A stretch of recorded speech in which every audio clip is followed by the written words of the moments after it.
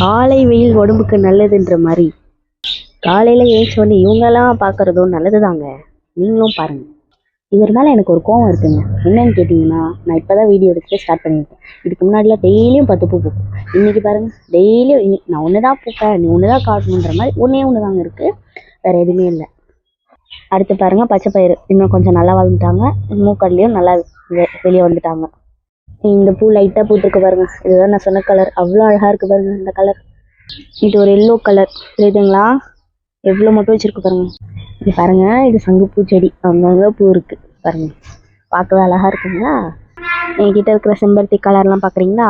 இது ஒரு கலர், அங்கே ஒரு கலர் இருக்குது பாருங்கள், ரெட் கலர். ஒயிட் இருக்குது, ஆனால் இது இன்னும் பூக்கலை. பாருங்க, கொஞ்சம் வாங்க கீழே விழுந்துச்சு. இவங்கெல்லாம் வச்சு செடி வளர்க்க முடியுமா? பாப்போ